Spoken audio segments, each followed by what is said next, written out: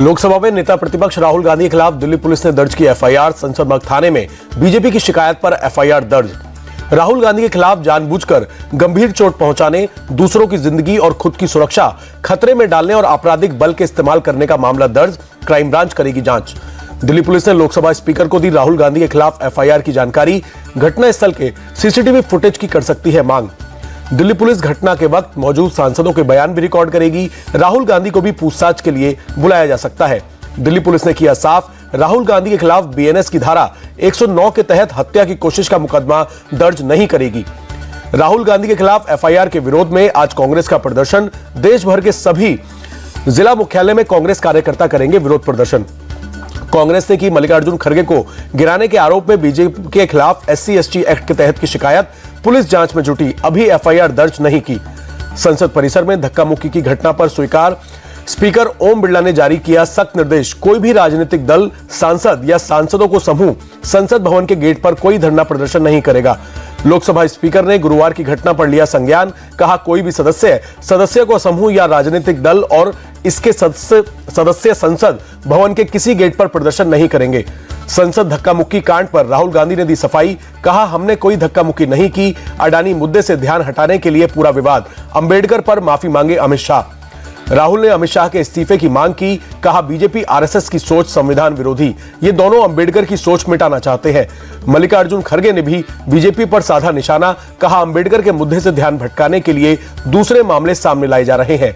मल्लिकार्जुन खड़गे ने कहा, अमित शाह अपनी गलती मानने को तैयार नहीं। बीजेपी ने हमेशा अंबेडकर का अपमान किया, उनका मजाक बनाया। मल्लिकार्जुन खड़गे बोले, मसल पावर दिखाने के लिए हमें रोका गया। धक्का लगने से मेरा बैलेंस बिगड़ गया। मैं धक्का देने की स्थिति में नहीं हूं। कांग्रेस के आरोपों पर बीजेपी का पलटवार। शिवराज सिंह चौहान ने कहा, राहुल गांधी के आचरण को सबने देखा, उन्हें माफी मांगनी चाहिए। शिवराज सिंह चौहान ने कहा, संसद में लोकतंत्र की धज्जियां उड़ाई गई। बीजेपी सांसदों के हाथ में डंडे होने के आरोप को गलत बताया। शिवराज सिंह चौहान ने राहुल पर महिला सांसद से अशोभनीय व्यवहार करने का लगाया आरोप। पूछा, क्या संसद में अब पहलवान और गुंडे जाएंगे? संसद परिसर में हुई धक्का मुक्की में बीजेपी के 2 सांसद मुकेश राजपूत और प्रताप सारंगी चोटिल हुए। राहुल गांधी पर धक्का देने का आरोप। बीजेपी महिला सांसद का राहुल पर बड़ा आरोप। कहा, धक्का मुक्की के दौरान राहुल मेरे नजदीक आ गए थे। सांसद ने सभापति धनखड़ को लिखी चिट्ठी। प्रधानमंत्री मोदी ने प्रताप सारंगी और मुकेश राजपूत से फोन पर बात की, दोनों का हालचाल जाना।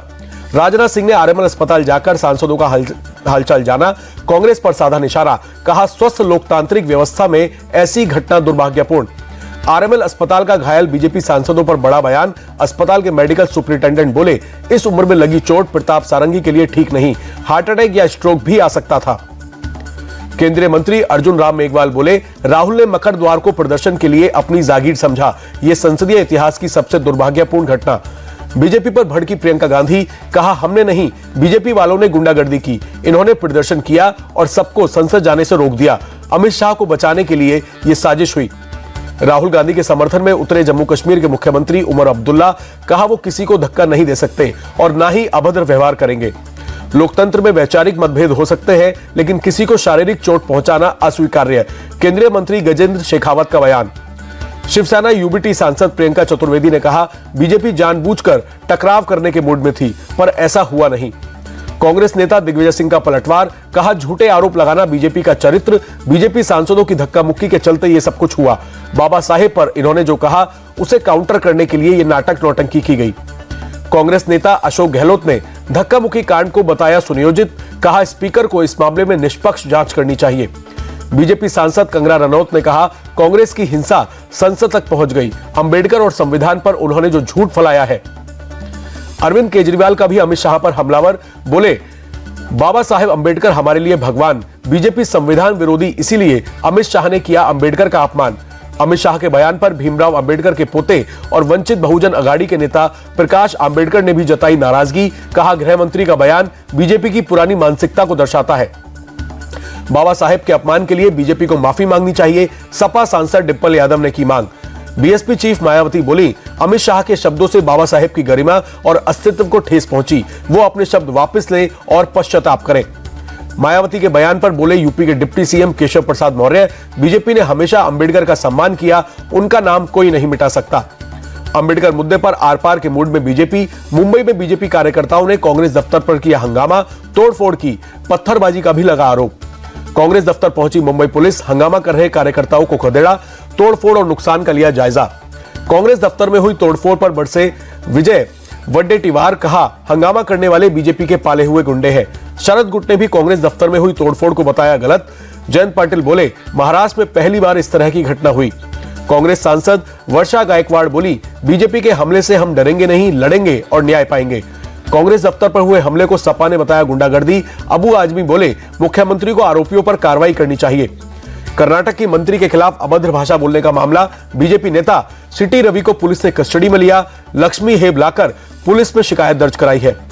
संभल में समाजवादी पार्टी सांसद जियाउर रहमान बर्क के खिलाफ बिजली विभाग ने लगाया जुर्माना, 1,91,00,000 का भरना होगा जुर्माना। सपा सांसद जियाउर रहमान के खिलाफ बिजली चोरी के आरोप में एफआईआर दर्ज, बिजली विभाग ने काटी घर की बिजली। सांसद बर्क के पिता ममलुक उर रहमान पर भी केस दर्ज किया गया, बिजली विभाग के अधिकारियों को धमकी दी गई थी। सांसद बर्क के घर बिजली विभाग की छापेमारी पर भड़के अखिलेश यादव, कहा लगातार मुस्लिमों के घर पर छापेमारी करवा रही है सरकार, अपने सांसदों पर भी रेड करवाए मुख्यमंत्री। संभल में आज पहुंचेगी एएसआई की 4 सदस्यीय सर्वे टीम। सूत्रों के मुताबिक जुमे की नमाज के बाद प्राचीन शिव मंदिर पहुंचकर कार्बन डेंटिंग का काम शुरू करेगी। एएसआई की सर्वे टीम प्राचीन शिव मंदिर, कुएं और अभी तक मिली मूर्तियों की करेगी कार्बन डेंटिंग, सभी की प्राचीनता की करेगी जांच। संभल की तरह अब बरेली में 250 साल पुराने मंदिर पर कब्जे का मामला आया सामने। बरेली किला के कटगर मोहल्ले में गंगा महारानी मंदिर पर कब्जे का आरोप। यूपी के अलीगढ़ में दिल्ली गेट के सराय मियां में एक और मंदिर मिला। गुरुवार की शाम को पुलिस ने मौजूदगी में खुलवाया गया मंदिर का दरवाजा। मंदिर के अंदर शिवलिंग और कई खंडित मूर्तियां मिली। हिंदुवादी संगठनों के लोगों ने खंडित मूर्तियों को हटाकर मंदिर की साफ सफाई की। हिंदू संगठनों ने मंदिर पर अवैध कब्जे पर लगाया आरोप। बीजेपी नेता शकुंतला भारती के मुताबिक 100 साल पुराना है मंदिर, डर की वजह से हिंदुओं ने किया पलायन। स्थानीय मुस्लिम समुदाय के लोगों ने मंदिर पर कब्जे के आरोप से किया इनकार, कहा मंदिर के सामने धर्मशाला की मुसलमान ही करते हैं देखभाल। अजमेर शरीफ दरगाह में शिव मंदिर होने के दावे पर कोर्ट ने मंजूर की याचिका। कोर्ट में आज होगी सुनवाई। 3 पक्षकार आज दाखिल करेंगे नोटिस का जवाब।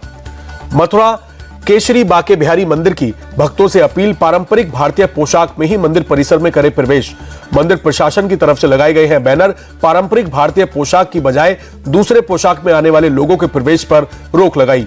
यूपी के सीतापुर में मुस्लिम युवक ने घर वापसी करते हुए सनातन धर्म अपनाया। फखरुद्दीन से फतेह बहादुर सिंह रखा गया अपना नाम। बांग्लादेश में हिंदुओं पर हो रहे अत्याचार से आहत था शख्स, कानूनी प्रक्रिया अपनाते हुए हिंदू रीति रिवाज से की घर वापसी। वक्फ संशोधन विधेयक पर बनी जेपीसी के सदस्यों से राजस्थान वक्फ बोर्ड के पूर्व चेयरमैन और लखनऊ के ख्वाजा मोइनुद्दीन चिश्ती लीग यूनिवर्सिटी के पूर्व वीसी ने की मुलाकात। विधेयक पर पॉइंट टू पॉइंट चर्चा हुई। बंगाल के मंत्री फिरहाद हकीम का बयान, केंद्र ने वक्फ संशोधन विधेयक लाकर गलती कर दी है, यह संसद से पास नहीं होगा। पुणे में हिंदू सेवा महोत्सव में बोले आरएसएस चीफ मोहन भागवत, भारत को अक्सर अल्पसंख्यकों के मुद्दों पर ही सलाह दी जाती है, लेकिन दूसरे देशों में अल्पसंख्यक किस स्थिति का सामना कर रहे हैं हम देख रहे हैं। मोहन भागवत ने कहा विश्व शांति को लेकर बड़े बड़े ऐलान हो रहे, लेकिन जंग थम नहीं रही। दुनिया का मानना भारत की भूमिका के बिना विश्व शांति संभव नहीं। आमरण अनशन पर बैठे किसान नेता जगजीत सिंह डल्लेवाल को लेकर पंजाब सरकार को सुप्रीम कोर्ट की फटकार, कहा बिना किसी जांच के कैसे कह सकते हैं उनकी तबीयत ठीक है। सुप्रीम कोर्ट ने पूछा कौन डॉक्टर है जो बिना जांच के कहता है 20 दिन से अनशन पर बैठा 70 साल का बुजुर्ग ठीक है, उनकी सेहत हमारे लिए पहली प्राथमिकता। राहुल गांधी की दोहरी नागरिकता का मामला, गृह मंत्रालय ने इलाहाबाद हाईकोर्ट की लखनऊ बेंच को बताया इस बारे में ब्रिटेन से मांगी गई जानकारी। इलाहाबाद हाईकोर्ट से मुख्तार अंसारी के बेटे अब्बास अंसारी को झटका, गैंगस्टर एक्ट में दर्ज मामलों में जमानत देने से इनकार किया। जम्मू कश्मीर के श्रीनगर में एक सिल्क फैक्ट्री में लगी भीषण आग, हादसे में बड़े पैमाने पर नुकसान की आशंका। आग लगने के बाद पूरे इलाके में मची अफरा तफरी, हादसे में किसी तरह की जानहानि की खबर नहीं। दमकल की टीम ने कड़ी मशक्कत के बाद आग पर काबू पाया, हादसे की वजहों की जांच जारी। मिर्जापुर के मढ़िहान इलाके में 25,000 के इनामी गौ तस्कर की पुलिस से मुठभेड़, पैर में गोली लगने से तस्कर घायल, पुलिस ने किया गिरफ्तार। पुलिस ने मौके से एक अवैध तमंचा, कारतूस और मोटरसाइकिल बरामद की, पूरे मामले की जांच जारी। भोपाल में पूर्व आरटीओ कांस्टेबल सौरभ शर्मा के ठिकानों पर लोकायुक्त पुलिस ने छापा मारा है, 2.5 करोड़ से ज्यादा कैश जब्त किया। बिहार पुलिस ने पटना के बापू परीक्षा केंद्र पर हंगामा करने वाले एक छात्र मनीष कुमार को अरेस्ट किया। युवक के घर से क्वेश्चन पेपर का बंडल भी मिला। प्रदूषण को लेकर सुप्रीम कोर्ट का राज्य सरकारों को सख्त निर्देश। ग्रेफ 4 की पाबंदियों से प्रभावित मजदूरों को गुजारा भत्ता मुहैया कराए राज्य सरकार। 5 जनवरी तक जवाब दाखिल करें।